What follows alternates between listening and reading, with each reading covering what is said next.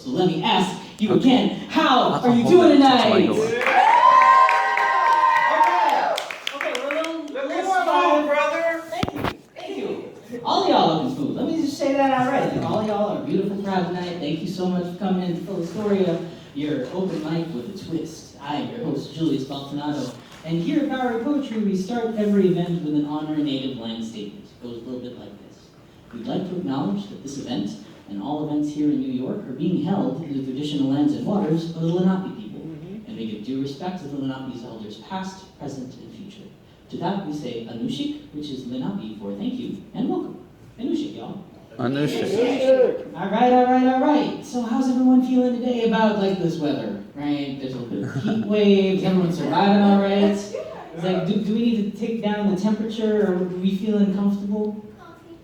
All right, I'm hearing some comfy in the corner. You guys feeling comfortable over there? Better now, yeah. Okay, cool. You guys feeling comfortable? Yes, sir. All right. So, yeah, you know, we're a family here at Bowery Poetry. You just need to let us know if there's an issue, and you let us know at the front. We'll try to take care of you as best we can. You know, the water over there is complimentary, so if you haven't yet, please do hydrate yourself. It's important to stay hydrated, right? My feature for the evening, Enamorado, isn't here yet.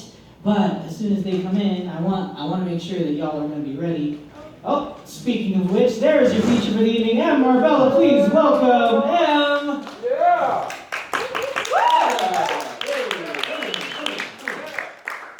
At the end of the open mic set, M is going to do like a really awesome set of poetry. And I hope y'all ready for that. It's going to be like 15, 20 minutes of work. But before that, I have currently 9 names on this list. If you want to spit a poem, please let me know. I'm just sitting over here, and we can make it work. But essentially, this has anyone in here never been to an open mic before? Okay, I have 1 person, 2, 3 people, 3 people who've never been here. Okay, so open mics work a little bit like this, right? You put your name on the list. The person up here who's speaking on a mic, who's usually the host, kind of looks like me, or like a little more raggedy. They'll say your name, then you'll come up to the stage and you'll have about like 3 minutes of poetry or whichever you like. We don't discriminate in terms of artistic pursuits. If you want to do like a little piece of fiction, you can totally do that. I've seen a person pirouette on the stage before. I've seen people do a song, or like do a little bit of a jig. One day I'm hoping like someone does like a river dance up here. You never know.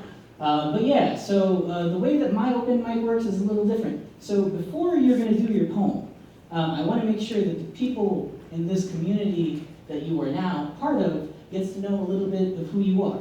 So I'm going to ask you to come to the stage. I'm going to ask you a very simple question. I'm going to ask you, what is your story? And you can answer that question however you see fit.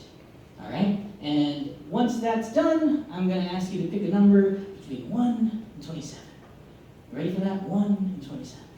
And then correlatively on my phone, I have 27 different questions, one of which that you've picked randomly, you'll have to answer as honestly as you can. If you don't want to answer it, totally fine. You know, it's your life, it's your mic, and then you'll do your 3 minutes on the stage. And I want to make sure that everyone in this crowd is ready to give as much love and attention to the person. Your energy has to be on point. So I want to make sure y'all know how to clap, right? You show me you know how to clap.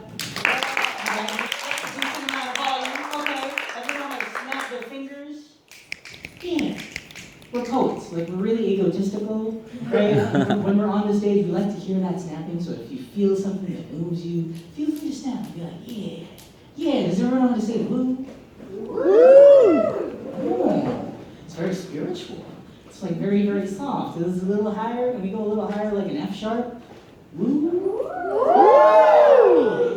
Yeah, so that's the kind of music we want to fill in the air, yeah? And lastly, do you know how to stand your feet? Yeah. So if you're like feeling it, like, oh, yeah, that poem really hit me. Oh, yeah, you can just totally do that. It's not your grandmother's living room. No one's gonna like scream at you from the top and say, shut up! Yeah, no, you can totally be yourself. And we love you as you are. Again, thank you for coming. I want to make sure that everyone is ready. All right? So are y'all ready for these poets? Yes. Yeah. Let me ask you again, are you ready for these poets? Yeah! Okay, so please welcome to the stage, first and foremost, the poet of the night, Roberto in Love. Oh, yeah.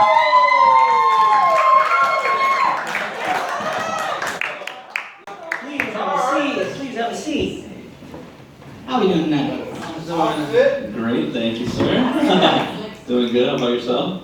I'm doing fine. It was a little hot in the subway. The F train, the one that I had to was like super unlucky because like there were like 30 people in there. So it was like really, really hot.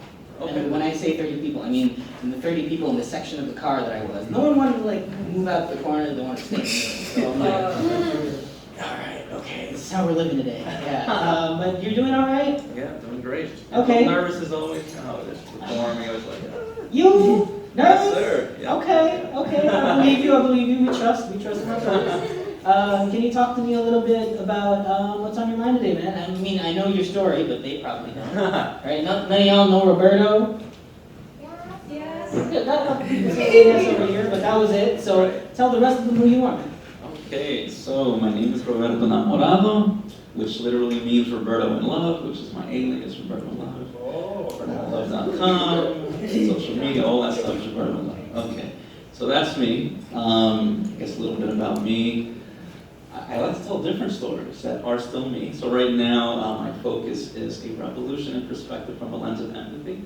I really think a lot of what we do and how we live life, whether it be designing a building or a machine that's built to make construction, to educational systems and food and products, all these things, if people just had maybe a framework of empathy, things would probably be created differently, not just in the physical, but as far as socially, spiritually, socioeconomically, all these things. And so, yeah, so my goal is to contribute, because I'm sure that this is nothing new, but to a wave of that, because I think that even if the development of any technology or any business systems, I guess for lack of a better term, were to just freeze as is, but if we learn how to treat each other better, like, we don't need more technology. I think, right, our humanity hasn't caught up to our technology, right? So I think that needs to start to accelerate. Okay. Yeah. Accelerate empathy and humanity. Okay, I like it, brother. Please pick a number between 1 and 27. We'll go with the infinity sign, number 8. All right. You gotta flip that 8 around, but let's see if I can flip this question out for you. Let's see. Number 8. How would you best describe your favorite dining experience? Okay. So, I was in Honduras, actually. It was the most simple and delicious food. And I'm sure if there's any vegans or vegetarians, this might sound offensive to you, but I'm still in the I eat whatever I want as long as I feel good.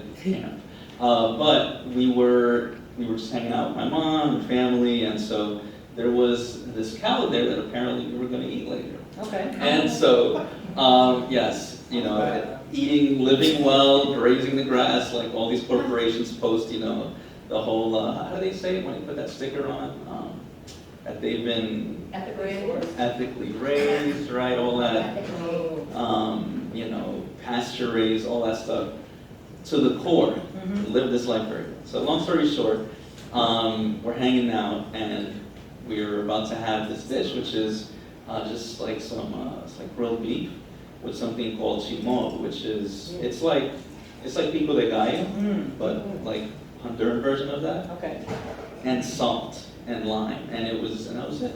And it was delicious, like it was amazing. And I was like, wow, some of those simplest things, like you get the most out of it. You know what? A lot of people say that steak needs a lot of things. You need to put like a little thyme, a little butter, or a little garlic. Nah, so all you really need is salt and pepper. So keep it simple. Please put your hands together for the poet on the stage, Roberto.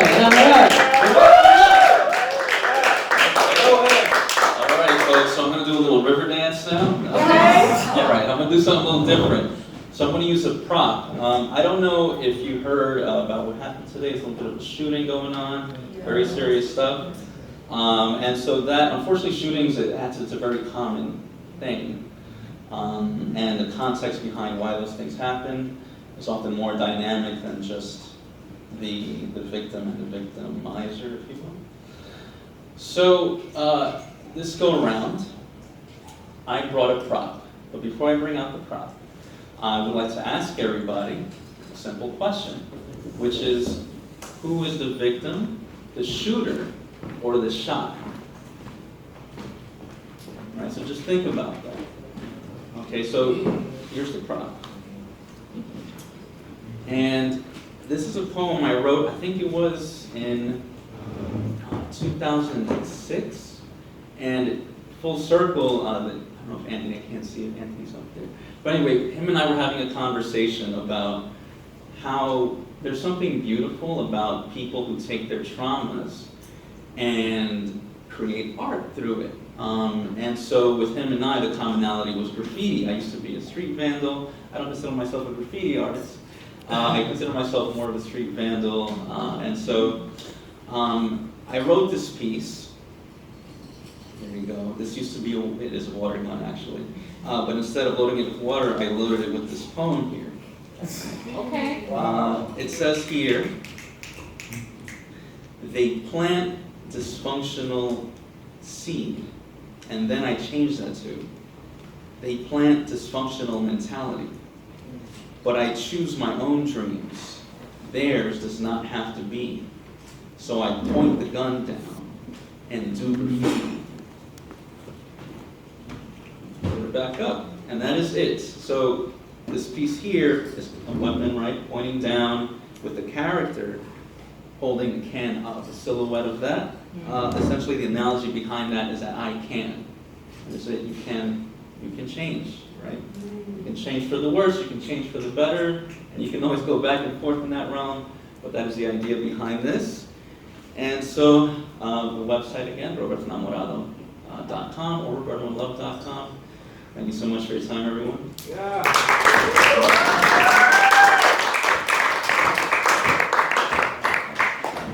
Give it up once again for Roberto Enamorado! Thank you. Yo, it's the first time I've ever had a prop here on stage, but in the future, please do aim it downwards. I don't know, maybe it's just the naval training, it's just it just seems so unsafe, and then my brain was just firing in different directions. But yeah, thank you. You're welcome. Thank you. I remember this poem, right, by Rudy Francisco, where he talks about how there are some grenades that are remade into flour cans. So it's just a reminder to himself. He was ruminating over the fact that if this can be something useful and beautiful and able to grow life, then so can yourself. We as people can definitely do that. So strong message. Thank you for sharing that. And Thank you. please do keep that in mind. Violence is never the end of things. It can also be the beginning of things. Right? It's an ugly world out there, but we can make it better. That's right. Please.